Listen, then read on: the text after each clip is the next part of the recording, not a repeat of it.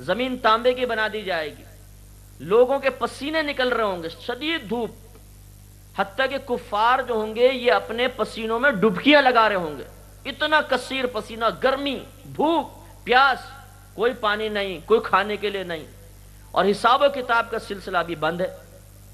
اب سارے بے چینی محسوس کریں گے، بھائی کیا کریں؟ تو کوئی ایک مشورہ دے گا، ایسا کرتے ہیں کہ آدم علیہ السلام کی بارگاہ میں چلتے ہیں، ابو البشر ہے، تمام لوگوں کے، تمام انسانوں کے باپ ہیں، وہ اگر سفارش کریں گے تو ہو سکتا ہے اللہ تعالیٰ حساب و کتاب کا سلسلہ شروع کر دے۔ یہ سارا گروپ ڈھونڈتا ڈھونڈتا ڈھونڈتا آدم علیہ السلام کے پاس پہنچے گا، اور وہاں پہ ڈھونڈنا آسان نہیں ہوگا۔ اگر آپ کا جیسے بڑا کوئی اجتماع ہو یا بہت بڑا بازار ہے جس میں ہزاروں لاکھوں لوگ ہوں، اس میں کسی کو تلاش کرنا کتنا مشکل کام ہے۔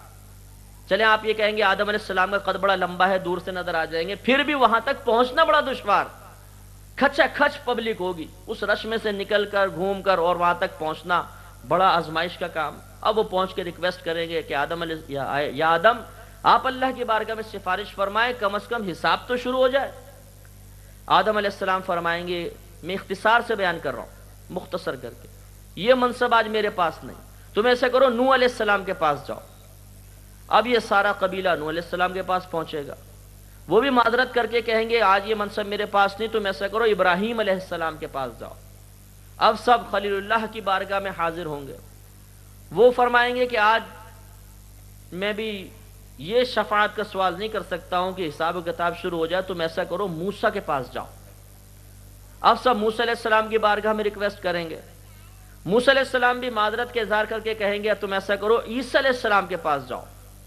اب یہ سارے عیسیٰ علیہ السلام کے پاس آئیں گے، اس میں کتنا وقت لگے گا، کتنی توانائی صرف ہوگی، کتنی آزمائش ہوگی، سب پیش نظر رکھیے گا۔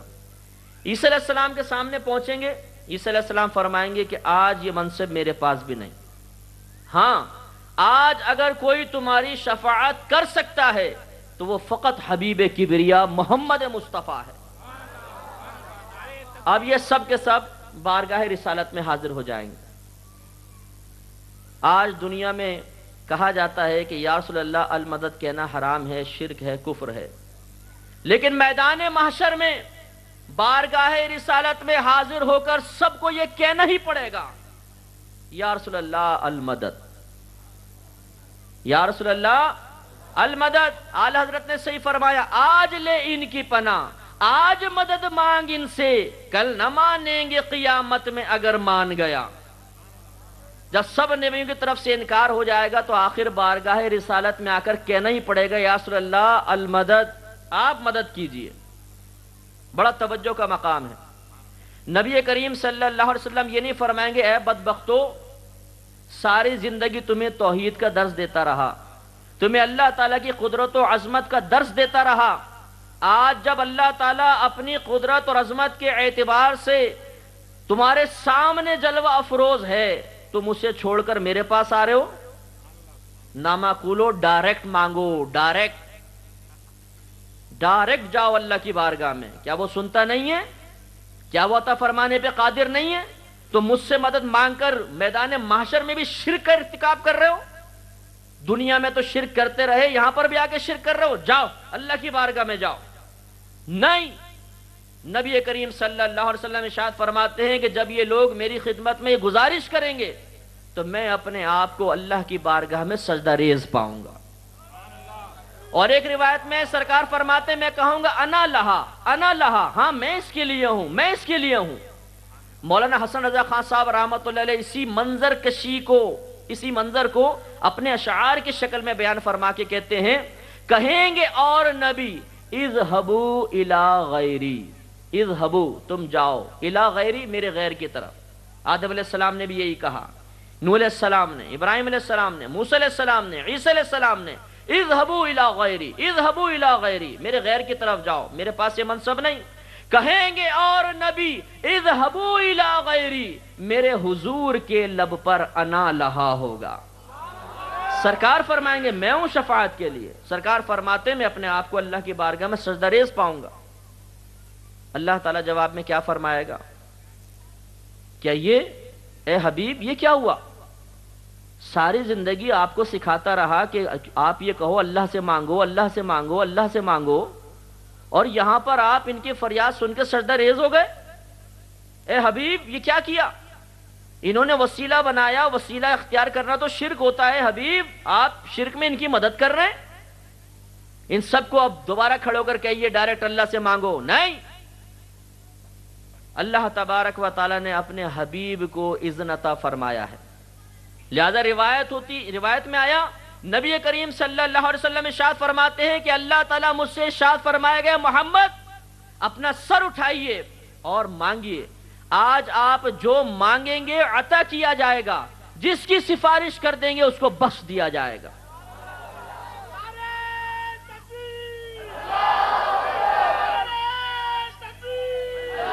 توجہ کی بات دیکھیں، توجہ کریں، بہت توجہ کی بات ہے۔ ذرا جب ان لوگوں نے آپس میں مشاورت کی کہ یار کیا کریں، تو ایک نے کیا مشورہ دیا کہ چلو آدم علیہ السلام کی بارگاہ میں چلتے ہیں۔ یہ آیا نا خیال دل میں آپ سے پوچھتا ہوں، یہ گناہ کا خیال تھا کہ نیکی کا خیال؟ بھئی نیک خیال ہے نا، گناہ کا تو نہیں ہے نا۔ نیکی کا خیال دل میں کون ڈالتا ہے؟ فرشتہ، نیکی کا فرشتہ۔ اچھا اس فرشتے کو حکم کون دیتا ہے؟ اللہ تعالیٰ۔ جب انہوں نے کہا کیا کریں، اللہ نے ان کے دل میں یہ خیال کیوں نہیں ڈالا کہ اللہ کی بارگاہ میں سجدہ ریز ہو جاؤ؟ نہیں، ان کے دل میں خیال ڈالا آدم کے پاس جاؤ۔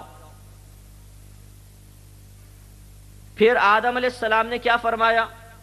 نوح کے پاس جاؤ۔ ان کے دل میں یہ خیال کس نے ڈالا؟ یقیناً اللہ نے۔ انہوں نے نوح علیہ السلام کے پاس کیوں بھیج دیا؟ انہوں نے یہ ڈائریکٹ نبی کریم صلی اللہ علیہ وسلم کی بارگاہ میں کیوں نہیں بھیج دیا؟ بھئی اللہ تعالیٰ ڈائریکٹ خیال ڈال دیتا آدم علیہ السلام کے دل میں کہ بھئی سب سے آخر نبی ہیں، سب سے افضل ہیں، انہی کے پاس چلے جاؤ۔ نہیں، آدم علیہ السلام کے دل میں خیال ڈالا نوح علیہ السلام کا، نوح کے دل میں خیال ڈالا ابراہیم علیہ السلام کا، ابراہیم علیہ السلام کے دل میں خیال ڈالا موسیٰ علیہ السلام کا، موسیٰ علیہ السلام کے دل میں خیال ڈالا عیسیٰ علیہ السلام کا، پھر عیسیٰ علیہ السلام کے دل میں الہام فرمایا اپنے نبی کا۔ کیوں؟ اس لیے کہ اگر ڈائریکٹ اللہ تعالیٰ ان لوگوں کے قلوب میں اپنے نبی کا خیال پیدا فرما دیتا تو نبی کی افضلیت کیسے ظاہر ہوتی؟ انہیں کیسے پتا چلتا کہ آج میدان محشر میں اللہ کے بعد اگر کسی کی حکومت ہے تو حبیب کبریا کی حکومت ہے؟ اسی لیے مولانا حسن رضا خان صاحب رحمۃ اللہ علیہ کتنی پیاری بات بیان فرماتے ہیں، فقط اتنا سبب ہے انعقاد بزم محشر کا۔ انعقاد مانے قائم کرنا، منعقد کرنا، بزم مانے محفل، محشر مانے میدان محشر۔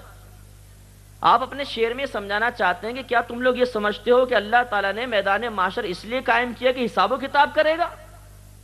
نہیں، وہ تو سب پہلے ہی جانتا ہے۔ وہ کیا، اس کی عطا سے تو کرامن کاتبین جانتے ہیں اس نے کون سا کارنامہ کیا، اس نے کیا کام کیا ہے، سب جانتے ہیں۔ تو آخر یہ میدان محشر قائم کرنے کی ضرورت کیا ہے؟ ڈائریکٹ ایک کو بلاؤ تم جنت میں جاؤ، دوسرا آیا جہنم میں جاؤ، ختم؟ نہیں، اتنا بڑا میدان محشر، اتنا حساب و کتاب کیوں؟ فرماتے ہیں فقط اتنا سبب ہے انعقاد بزم محشر کا کہ ان کی شان محبوبی دکھائی جانے والی ہے۔ کچھ لوگ نبی سے پہلے گزر گئے، انہیں نہیں پتا کہ نبی کی شان کیا ہے۔ کچھ ہمارے نبی کے بعد آئے، انہوں نے نبی کو دیکھا نہیں، نبی کی شان و عظمت مکمل طور پہ ان پر منکشف نہ ہو سکی۔ ہاں جو اس زمانے میں موجود تھے انہوں نے دیکھا اور مانا۔ اللہ تبارک و تعالیٰ نے میدان محشر اس لیے قائم کیا کہ جو پہلے گزر گئے، جو نبی کو نہ دیکھ سکے، جو بعد میں آنے والے ہیں، جنہوں نے صحبت نبوی نہ پائی، وہ سب ایک ساتھ یہ جان جائیں کہ آج اگر کوئی اللہ کی بارگاہ میں مقبول، محبوب اور انتہائی مقرب ہے تو وہ فقط محمد مصطفیٰ ہے۔ سب پر منکشف ہو جائے گا کہ آج حبیب کبریا کی حکومت ہے۔ ذرا ٹھنڈے دل کے ساتھ، میں کسی ایک مکتبہ فکر کی نمائندگی کا تصور نہیں رکھ رہا، میں مسلمان ہوں، میں اسلامی تصور پیش کر رہا ہوں، لہذا مجھے ایک مکتبہ فکر کا نمائندہ سمجھے بغیر آپ میری بات سن کے اور غور و تفکر کیجئے گا۔ ایز اے مسلم دیانتداری سے بتائیے، اگر آج دنیا میں نبی کی مدد مانگنا حرام اور کفر و شرک ہو تو کیا اللہ تعالیٰ میدان محشر میں خود اس شرک کی اجازت دے گا؟ وہاں پر کیوں ایسا نہیں ہوا کہ نبی کریم نے یہ احادیث بیان فرمائی ہوں کہ وہاں پر بھی تم ڈائریکٹ اللہ سے مانگنا؟ نہ تو دنیا میں ایسی کوئی حدیث ہے، نہ آخرت میں انشاءاللہ کوئی ایسا معاملہ ہوگا. خود اللہ کے نبی مدد فرمائیں گے اور اللہ تعالیٰ آپ کی سفارش قبول فرمائے گا، اور جس کی اللہ کے نبی سفارش کریں گے انشاءاللہ وہ داخل جنت ضرور ہوگا. میرے اور آپ کے نبی ارشاد فرماتے ہیں جب جہنمی جہنم میں چلے جائیں گے، جنتی جنت میں چلے جائیں گے، تو اللہ تعالیٰ مجھ سے ارشاد فرمائے گا حبیب ابھی آپ کے کچھ امتی دوزخ میں موجود ہیں، آپ دوزخ کے قریب جائیے، جس کے دل میں رائی کے دانے کے برابر بھی ایمان موجود ہے اسے نکال کر لے آئی. دیانتداری سے بتائیے کیا یہ کام اللہ نہیں کر سکتا؟ کیا اللہ محتاج ہے؟ نہیں. کیوں اپنے حبیب کے ذریعے کروا رہا ہے؟ ایک ایک پر واضح ہو جائے، ایک ایک جان جائے کہ اگر کسی کی حکومت ہے تو میرے نبی کی ہے. میرا نبی بے اختیار نہیں، وہ بے عظمت نہیں، وہ اللہ کی بارگاہ میں معاذ اللہ کمتر حقیر نہیں ہے، اس کی بڑی وجاہت ہے، بڑا مرتبہ ہے. اللہ تعالیٰ اپنے حبیب سے فرمائے گا حبیب آپ جائیے، میں براہ راست نہیں کروں گا، فرشتوں کو نہیں بھیجوں گا، آپ جائیے، حکم دیجئے، اپنے امتی کو پہچان کے باہر نکالیے، داخل جنت کیا جائے گا. جہنم کتنی گہری ہے آپ کو پتا ہے؟ بخاری کی روایت نبی کریم صلی اللہ علیہ وسلم صحابہ کرام کے ساتھ مسجد نبوی میں بیٹھے ہوئے تھے، ایک دھماکے کی آواز آئی. سرکار نے پوچھا جانتے ہو یہ کیا ہے؟ صحابہ کرام خوش عقیدہ تھے، عرض کی اللہ و رسولہ عالم، اللہ اور اس کا رسول بہتر جانتے ہیں. سرکار نے جواب میں یہ نہیں فرمایا کہ نہیں رسول کیا جانے اللہ ہی بہتر جانتا ہے، نہیں، خاموش رہے، جس سے ثابت ہوا کہ علم کے اندر کسی وصف کا ذکر کرتے ہوئے اللہ اور اس کے رسول کو ملا دینے میں شرعاً کوئی حرج نہیں ہے، اگر ہوتا تو آبجیکشن ہو جاتی. سرکار نے فرمایا یہ ایک چٹان تھی جسے اللہ تعالیٰ نے آج سے 70 سال پہلے جہنم میں گرایا تھا، یہ آج اس کی تہ میں پہنچی ہے، یہ اس کی آواز. کنکر نہیں، بڑی چٹان، 1-2 سال نہیں، 70 سال تک گرے، کتنا فاصلہ طے کرے گی. تو ضمناً میں آپ کے ایمان کو ذرا مخاطب کر کے عرض کرتا ہوں، یہ بتائیے کہ 70 سال تک ایک چٹان جہنم میں گرے، اللہ کے نبی ہی نہیں بلکہ آپ کی صحبت میں رہنے والے صحابہ کرام بھی اس کی آواز سن لیں، تو اگر ہم یہ عقیدہ رکھیں کہ مدینے میں نبی کریم تشریف فرما ہے اور یہاں سے ایک امتی فریاد کرے تو اللہ کے نبی اللہ کی عطا سے اس کی آواز سن لیں گے، تو اس میں شرعاً کیا حرج؟ اب آپ کہیں گے جی یہ تو 1500 سال پہلے کی بات ہے، نبی کریم دنیا سے پردہ فرما گئے، وہ تو زندگی کا معاملہ تھا. نہیں، اللہ تعالیٰ نے قرآن پاک میں اس کی بہت عرصے پہلے تردید فرمائی، وَلَلْآخِرَةُ خَيْرٌ لَكَ مِنَ الْأُولَىٰ، اے حبیب ہر آنے والی گھڑی فضائل و کمالات کے اعتبار سے آپ کے لیے پہلی سے بہتر ہوگی. جو نبی آج سے 1500 سال پہلے زمین پر بیٹھ کر 70 سال کی گہرائی کی آواز سن رہا ہے، آج 1500 سال بعد اس کی سماعت کا عالم کیا ہوگا. تو اتنی گہری جہنم. اور پھر ترمذی کی روایت سرکار نے فرمایا جہنم کی آگ کو دھونکا گیا تو یہ سرخ سے سفید پڑ گئی، پھر 1000 برس تک دھونکا گیا تو سفید سے سیاہ پڑ گئی، اب یہ مکمل سیاہ آگ ہے. معلوم یہ ہوا اتنی گہری جہنم اور بالکل اندھیرا ہی اندھیرا، ڈارکنیس، ٹوٹل ڈارکنیس ہے بابا. اب سرکار سے فرمایا حبیب جائیے اور اپنی جس امتی کے دل میں رائی کے دانے کے برابر ایمان ہے اسے نکال کر لے آئیے. توجہ چاہوں گا، ایمان کسے کہتے ہیں؟ یہ بھی بڑی بدقسمتی کی بات ہے کہ علم سے دوری کی بنا پر اگر یہاں بیٹھے ہوئے لوگوں سے ایمان کی تعریف پوچھی جائے تو گنتی کے چند لوگ بتا سکتے ہیں، ورنہ نہیں ہیں ہم صاحب ایمان. یاد رکھیں ایمان کا مطلب ہوتا ہے نبی کریم صلی اللہ علیہ وسلم من جانب اللہ، اللہ کی طرف سے جو کچھ لے کر آئے دل سے اسے حق اور سچ ماننا، یہ ایمان.